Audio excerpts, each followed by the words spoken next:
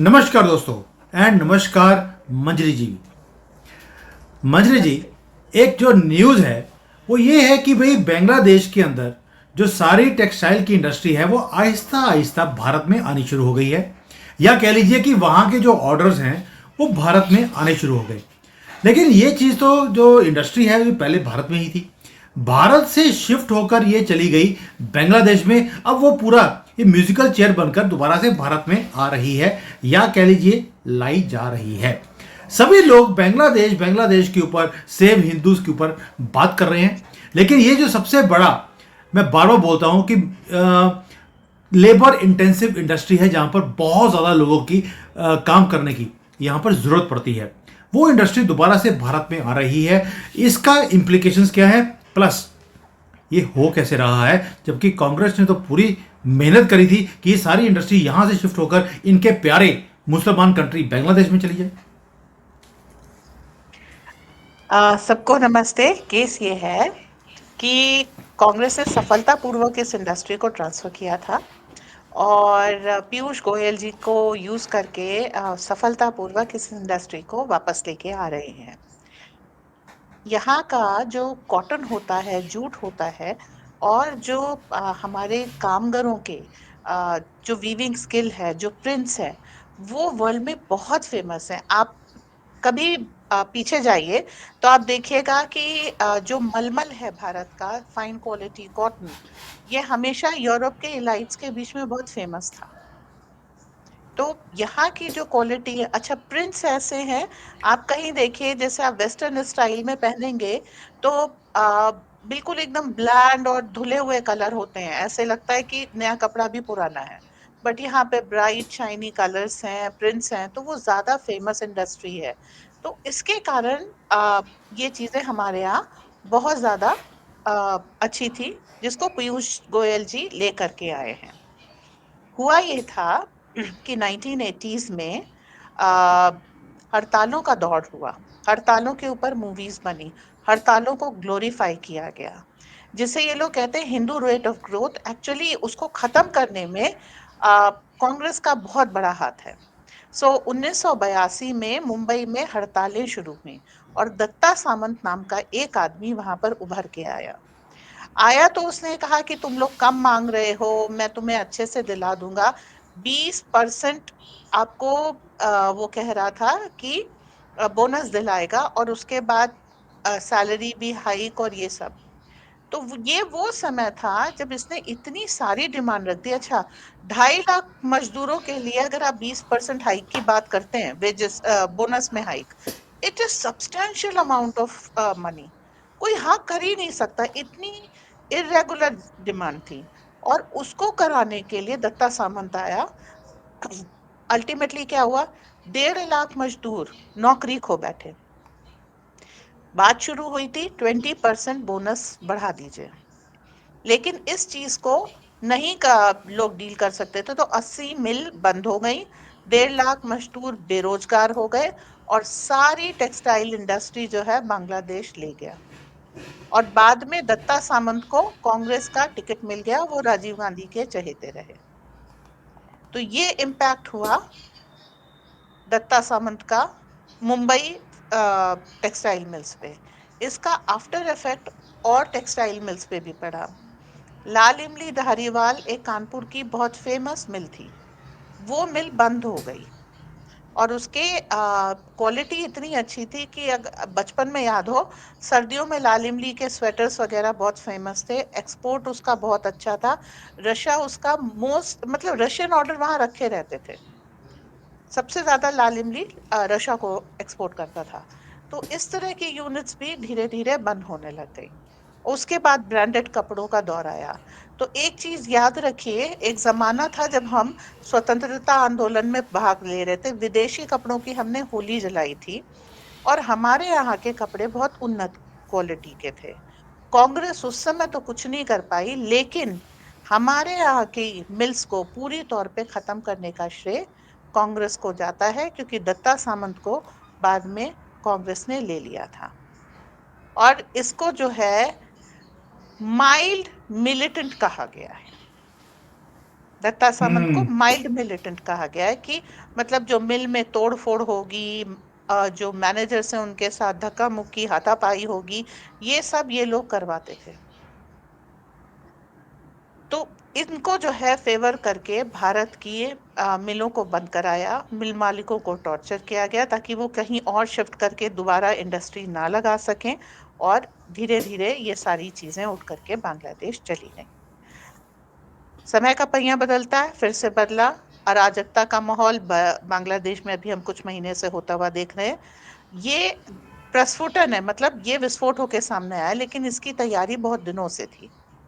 तो उस समय पीयूष गोयल जी को जब ये कपड़ा टेक्सटाइल मंत्री बने, कपड़ा मंत्रालय इन्होंने लिया, धीरे धीरे लोगों से बात कर करके उन्होंने प्रोडक्शन बेस भारत शिफ्ट किया।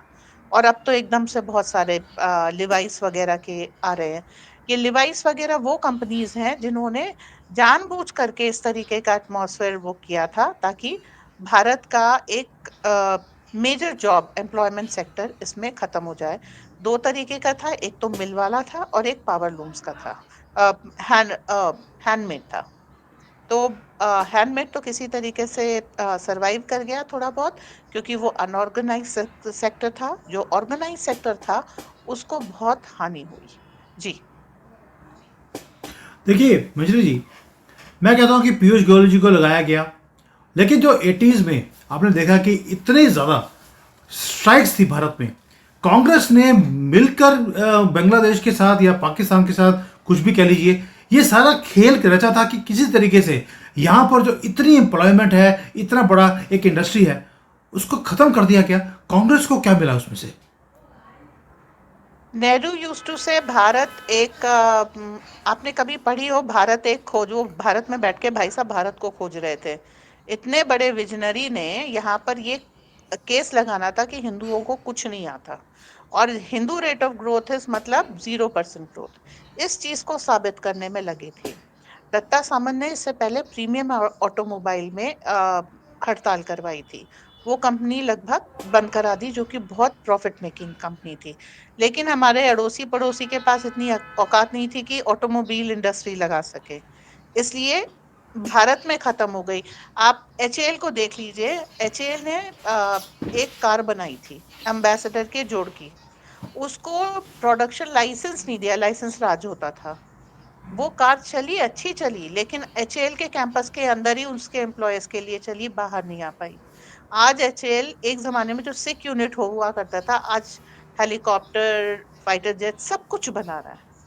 लेकिन ये क्या, इन लोगों की टारगेट ये थी कि भारत में कुछ भी प्रोड्यूस ना हो, जो कुछ भी बाहर से आ रहा हो उसमें ये कमीशन खाएं। तो बहुत सारी, आपने अभी नगर वाला केस देखा होगा, तो इंदिरा गांधी ने 17 लाख रुपए एसबीआई से उठवा लिए। अब 17 लाख उस जमाने में कितनी बड़ी, आज भी बड़ी रकम है, लेकिन उस जमाने में आप देखिए। अब टाटा की एयरलाइंस थी, एयर इंडिया टाटा के पास थी ओरिजिनल, देवर द ओनर्स। एक दिन उसको जो है पब्लिक सेक्टर में ले आए, इंडियन एयरलाइंस बन गई। उसके बाद क्या हुआ, घाटे में गई। अब फिर टाटा उस एयरलाइंस को रिवाइज कर रहे हैं। तो आप ये देखिए कि भारत की चलती हुई सारे बैंक एक जमाने में प्राइवेट ओन्ड थे। बैंक ऑफ बड़ौदा सयाजी गायकवाड़ का बड़ौदा के महाराज का बैंक था। इन्होंने उसका नेशनलाइजेशन कर लिया, पंजाब नेशनल बैंक का नेशनलाइजेशन कर लिया। तो जितनी प्रॉफिट मेकिंग यूनिट्स थी, एक दिन उनका नेशनलाइजेशन हो जाता था, और फिर धीरे धीरे वो सरकारी लचर पचर तंत्र के और रिश्वतखोरी के चलते वो सिक यूनिट्स बन जाती थी। एचएमटी एक ऐसी ही कंपनी थी, उसका भी नेशनलाइजेशन हो गया। तो हिंदुओं के उद्योग अगर वो कोई ले जा सके तो ठीक है, लेकिन ठप हो जाने चाहिए, ये टारगेट था। एक बहुत बढ़िया एग्जांपल इसका बैम्बू भी है। बैम्बू सबको हम्म। मालूम है ग्रास की कंडीशन में कैटेगरी में आता है, और उसको जो है असम वगैरह में उगाते हैं, उससे मोमबत्ती और बहुत सारे प्रोडक्ट्स बनाते हैं। ठीक है, आजकल बैम्बू प्लाई भी बन रही है, बैम्बू की बॉटल्स भी बन रही हैं, क्योंकि वो पानी में खराब नहीं होता। इन्होंने बैम्बू को ट्री घोषित कर दिया, और जिसके कारण पूरे नॉर्थ ईस्ट में अब आपने एक कंपनी डाली है, आपको बैम्बू चाहिए एज रॉ मटेरियल, तो चाइना से वो लोग ब्रह्मपुत्र नदी में डाल देते थे क्योंकि वो फ्लोट करता है और पानी में खराब नहीं होता। यहाँ आकर के लट्ठे पकड़ ले लेते थे लोग, उठा लेते थे, और इस तरीके से जो है बैम्बू तक की स्मगलिंग हुई है। और सिर्फ इसलिए कि अगर आप बैम्बू को पेड़ मान लेंगे तो उसको काटने के लिए फॉरेस्ट डिपार्टमेंट और ये सब की जरूरत पड़ेगी, जो वो देंगे नहीं इतनी और उसके बाद आपका जो है खत्म हो जाएगा ट्रेड। तो टारगेट ट्रेड को स्ट्राइक डाउन करना था, सक्सेसफुली किया है कांग्रेस ने। मंजरी जी, जैसी आप बातें बोल रही हैं, इससे बड़ी एंटी नेशनल पार्टी तो कोई हो ही नहीं सकती कांग्रेस से बड़ी। आप देखिए जितने ट्रेड यूनियंस हैं कांग्रेस ने बनाई। और मजे की बात यह है कि जब 1980s 81 में जब हमारे यहां पर स्ट्राइक्स करवाई जा रही थी, सेम पैरेलल उसी वक्त बांग्लादेश में नई इंडस्ट्रियल पॉलिसी बनती है और ये सारी इंडस्ट्रीज वहां लग जाती हैं और उनके एक्सपोर्ट्स बढ़ने शुरू होते हैं। यानी कि हमारे जो इतनी हाई लेवल पर इंडस्ट्रीज थी वो बंद करवाई गई और उसको पैरेलली वहां पर चालू करवाया गया। क्या ये ट्रेटर नहीं है कांग्रेस वाले? सावरकर सारे लोग कहते थे, लेकिन ये साबित भी हो रहा है लोगों को। एक समय में तो अगर आपको पता भी होता तो आप ये बातें छपवा नहीं सकते थे, लेकिन अब रिसर्च करके बोल सकते हैं तो हम बोल रहे हैं कि इस तरीके से भारत में एम्प्लॉयमेंट और कंपनीज खत्म की गई हैं। कुछ चीजें ले गए बांग्लादेशी, कुछ नहीं ले जा पाए, लेकिन भारत से एक आपको याद होगा एक माइक्रोमैक्स करके मोबाइल आया था, ह्यू ग्रांट ने उसका ऐड किया था, तो वो कांग्रेस एरा में आया था। वो आज कंपनी कहाँ है, nobody nose. That was the first mobile company of India. ऐसा नहीं है, जब हम यूएस में जाके बना सकते हैं, हम बाकी देशों में बना सकते तो अपने देश में भी बना सकते थे। लेकिन यही डीआरडीओ आज क्या बना रहा है। कानपुर में एक ऑर्डिनेंस फैक्ट्री होती थी, वो थर्ड क्लास बुलेट्स बनाते थे, इतने खराब बुलेट्स बनाते थे कि वो भी रिजेक्ट हो जाती थी। बाकी सारी चीजें वो कमीशन पे दूसरी जगह से खरीदते थे और अपना ठप्पा लगा करके बेचने लग गए थे। तो हर चीज सिक यूनिट में कन्वर्ट होती जा रही थी, thanks to the way of working of Congress. अब आप एक चीज सोचिए, आप भी कॉर्पोरेट से हैं, मैं भी कॉर्पोरेट से हूँ। किसी भी चीज का एक्सपर्ट बनने में 10 साल 7 साल लग जाते हैं। अगर कोई इंसान आता है, उसका 3 साल में आप ट्रांसफर कर देते हैं और बिल्कुल डिफरेंट डिपार्टमेंट में, तो उसको उस फील्ड की कितनी जानकारी होगी और वो उस फील्ड के बारे में कितने सही डिसीजन ले पाएगा। इस तरीके से जितनी भी गवर्नमेंट यूनिट्स हैं वो धीरे धीरे सिक यूनिट्स हो गई। और अगर आप एक बैंक सेक्टर के बंदे को बैंकिंग सेक्टर में भेजें वो तो फिर भी ठीक है, लेकिन अगर बैंकिंग सेक्टर वाले बंदे को आप रेलवेज में भेजते हैं, सॉरी, तो वो और भी ज्यादा खराबी हो जाती है। जी, एक सेकंड पॉज करेंगे आप?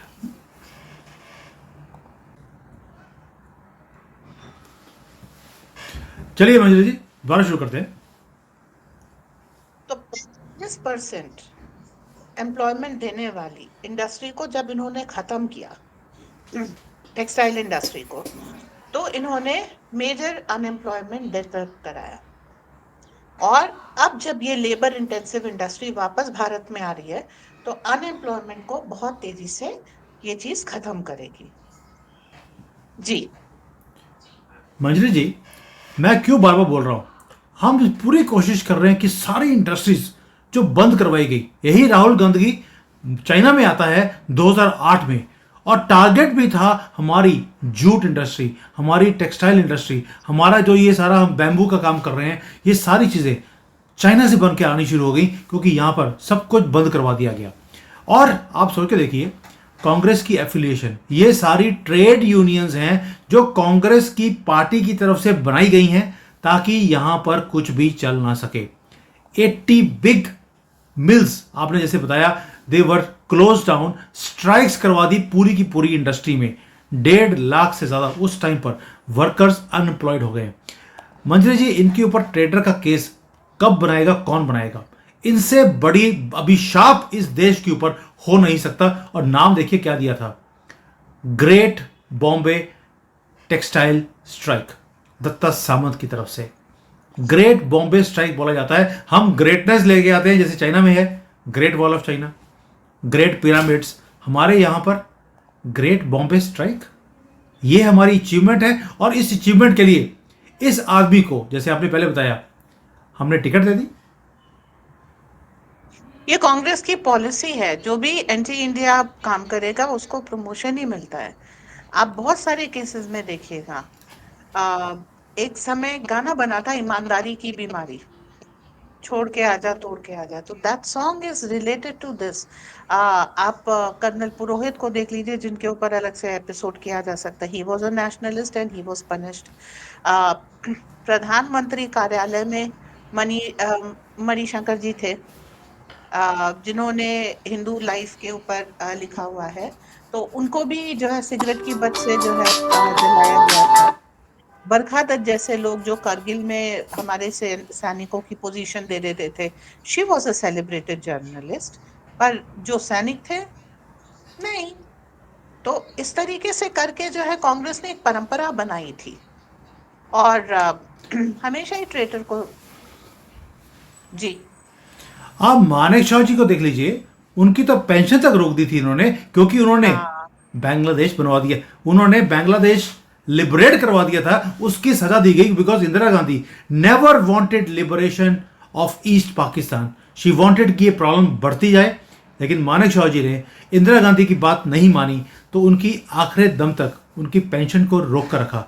और हम उन्हें स्टार बोलते हैं, एक अचीवमेंट उन्होंने अचीव किया, और इंदिरा गांधी ने उनको पेनलाइज किया। तो ये कांग्रेस की जो गंदी हरकतें हैं, इसलिए मुझे खुंदक आती है। और कई लोग बोलते हैं कि सर आप ना ये गंदगी वाली फैमिली के ऊपर आप वीडियो मत बनाया करो। जब हम वीडियो देखते हैं हमारा सारा मूड ही खराब हो जाता है, दिन ही गंदा चलता है। आप इनको टच भी मत किया करो, लेकिन क्या करें, इनके कुकर्म इतने ज़्यादा गहरे हैं, इतने खड्डे इन्होंने हमारे देश में अंदर डाले हुए हैं, इनको जानना भी जरूरी है। आई एम श्योर जो इन्वेस्टिगेशन मंजरी जी आपने करी है आज, 99.9% लोगों को ये सारी बातें नहीं पता होंगी।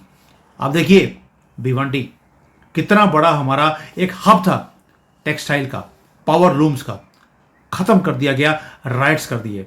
अभी आज की डेट में टाटा सर्च कर रहा है, उसकी सेमीकंडक्टर वाली फैक्ट्री में आग लग जाती है। सैमसंग पूरे दुनिया के मोबाइल और सारे इलेक्ट्रॉनिक्स भारत में बना रहा है, वहां पर यही कांग्रेस की जो यूनियंस हैं वहां पर स्ट्राइक कर बैठी हैं। एप्पल की फैक्ट्री आई, आपको मालूम है फरवरी के अंदर वहां पर स्ट्राइक कर दी गई। मैं कि आपको या तो कभी आग दिखती है, कभी स्ट्राइक दिखती है। इवन की सेमीकंडक्टर की जो फैक्ट्री थी 1980s में भारत में लग चुकी थी, we were ahead of China, और एकदम से पूरी फैक्ट्री में आग लगती है। आग भी ऐसी लगती है कि बुझा नहीं पाते, सारी की सारी फैक्ट्री जलकर राख हो जाती है 1980s में। ये कांग्रेस का वो जमाना था जब ये काम किए जाते थे। तो मंजरी जी, अब इसमें से बाहर निकला कैसे जाए? आपको लगता है मोदी जी देश को बाहर निकालकर ये कांग्रेस नामक अभिशाप से हमें मुक्त करवा सकते हैं? बिल्कुल। बहुत सारी, देखिए अब बहुत तेजी से गवर्नमेंट पुश के साथ सेमीकंडक्टर इंडस्ट्री लग रही है। 20,000 करोड़ का उसको पुश दिया जा रहा है, ईयर ऑन ईयर उसको बढ़ा करके, एक्सीड करके जो है ये काम किया जा रहा है। टेक्सटाइल इंडस्ट्री वापस आ गई, ऑर्डिनेंस हमारे यहाँ बेटर हो गया, जितनी भी डिफेंस रिलेटेड इंडस्ट्री है वो शुरू हो गई। तो इंडस्ट्री आफ्टर इंडस्ट्री हम बना रहे हैं। अभी पहले हम एक एक सॉफ्टवेयर हमारा बाहर का होता था, अब हम यूपीआई इंडियन सॉफ्टवेयर पे बना करके पूरी दुनिया में चला रहे हैं। तो अब जो है ठीक है, ट्रेन जितनी चीजें हैं वो बाहर से आती थी। हैवी में बीएचईएल अपना इंपोर्ट बीच में चाइना से करने लग गया था, जो बनाते थे वो फैक्ट्रीज बंद करके चाइना से सब सब स्टैंडर्ड चीजें इंपोर्ट करने लग गया। तो ये सारी चीजें बंद हो करके अब वापस हम अपनी प्रोडक्शन, अपनी मेक इन इंडिया में अपनी कैपेबिलिटीज पे आ रहे हैं। लेकिन एक चीज है, स्टारलाइट इंडस्ट्री का जो कॉपर था वो जब इन्होंने बंद कराया है, तो अब हम कॉपर एक्सपोर्टर से कॉपर इंपोर्टर बन रहे हैं। और वो वेदांत ग्रुप जो अब इंडस्ट्री फॉरेन में लगा रहा है वो भारत में नहीं लगा रहा, because of this strike culture. और स्ट्राइक कल्चर के पीछे कहीं ना कहीं कम्युनिस्ट और कांग्रेस हैं, ये हम सबको मालूम है। और इसको ग्लोरीफाई करते हुए जब हमने पिक्चरें बनाई ना, तो अपना लॉस देखते हुए भी मजदूर स्ट्राइक में शामिल हो गए। क्यों? क्योंकि धर्मेंद्र कभी और राजेश खन्ना वगैरह सारे हीरोज उसमें लगे हुए थे। स्ट्राइक, हम गरीबी सेलिब्रेट कर रहे थे, हम मुफलिसी सेलिब्रेट कर रहे थे। इंडस्ट्रियलिस्ट से हम उसी समय से नफरत करने लगे कि एक काला पत्थर करके मूवी बनाई थी कि कोयला मिल का ओनर है तो वो नेगेटिव ही होगा। अगर कोई बंदा पावरफुल है, अच्छे से बिजनेस कर रहा है, तो उसको नेगेटिव दिखाना और लोगों के दिमाग में ऐसा बता दिया कि आप ये सोचिए, एक समय टाटा बिरला थे, बिरला को इन्होंने बहुत नीचे खींच लिया, लेकिन अ, उद्योगपतियों से नफरत करना, पैसे से नफरत करना, गरीबी सेलिब्रेट करना, ये सब भी सरकार के इशारे पे हुआ है। इसके लिए सॉफ्ट पावर यानी फिल्मों का सहारा लिया गया है। और जैसे आम आदमी पार्टी आई थी, रांझणा करके मूवी आई कि एकदम से एक धनुष वो हीरो बन के निकल के आता है, पार्टी की स्थापना करता है। आम आदमी पार्टी में अरविंद केजरीवाल ने भी तो वही किया। तो इसी तरीके से फिल्मों से इन्होंने लोगों के दिमाग में ये बताया कि if there is a rich man he is going to be a villain. सीधे रास्ते से अमीर नहीं बना जा सकता, और ये सारे चोर हैं जी। बिल्कुल सही है। चोर कौन है ये हमें मालूम है। सबसे बड़ा चोर कांग्रेस, और कांग्रेस में सबसे बड़े चोर गांधी फैमिली। गांधी नहीं, गंदगी फैमिली है। इन्होंने सिर्फ गंद डाला है हमारी जिंदगियों में, और नोट इन्होंने ही बनाए हैं। लेकिन मंजरी जी, आज एक चीज समझ आ गई। अगर कांग्रेस ट्रेटर है तो मोदी जी वो सारे गलतियों को रिपीट नहीं करना चाहते। एक एक कर कर बिल्कुल हीरे वहीं पर एम्प्लॉय किए, 7 साल काम किया, इंडस्ट्री को यहां लेकर आए। और उसके बाद जो बांग्लादेश में अभी अनरेस्ट है, उसके कारण एक चीज तो अच्छी हो रही है कि अब वो सारे ऑर्डर्स भारत में आने शुरू हो गए हैं। That means our clothing brands, all global जो क्लोथिंग ब्रांड्स है वो भारत की तरफ आने शुरू हो गए हैं, जो पहले बांग्लादेश से बनवाते थे। मुझे लगता है ग्लोबल ब्रांड्स को भी समझ आ गई है कि थूक पेशाब से बने हुई चीज़ों को अब हम यूज़ नहीं करेंगे, अब वो हिंदुओं के पास ही आएंगे, क्योंकि वो तो खाने में भी और जो चीज़ बनाते हैं हर एक में वो थूक पेशाब डालकर ही बनाते हैं। चलिए, अच्छी बात है। अब मोदी जी यहाँ पर लेकर आ रहे हैं, तो यानी कि ये हाई लेबर इंटेंसिव इंडस्ट्री, मैंने बार बार बोला था कि गारमेंट इंडस्ट्री में हाई लेबर इंटेंसिव इंडस्ट्री है। मैं खुद लुधियाना से आता हूँ, आपको मालूम है कि गारमेंट्स लुधियाना से बहुत फेमस हैं, वहीं पर बनते हैं। बट वहाँ पर भी यूनिट्स बंद होते जा रहे थे, लेकिन अभी पता लगा है कि वहाँ पर सर्ज ऑफ ऑर्डर्स हैं। अब वहाँ पर जो तेज़ी है गारमेंट इंडस्ट्री में, मैन्युफैक्चरिंग में, वो बढ़नी शुरू हो गई। तो बांग्लादेश का जो लॉस है, उन्होंने हमारे से पैसे बनाए, आज वो नीचे है, ये म्यूजिकल चेयर है, दोबारा से हमारे पास वापस आ गई। सो दोस्तों, महाराष्ट्र को का भट्टा बढ़ाया कांग्रेस ने, आपने बीजेपी को जिता दिया है। अब वहां पर दोबारा से खुशहाली आने के टाइम शुरू हो गया है। Manjari ji, very very good analysis today. Thank you so much for your time, for your effort, for your research and for your delivery. Thank you. जय हिंद। Thank you. जय हिंद।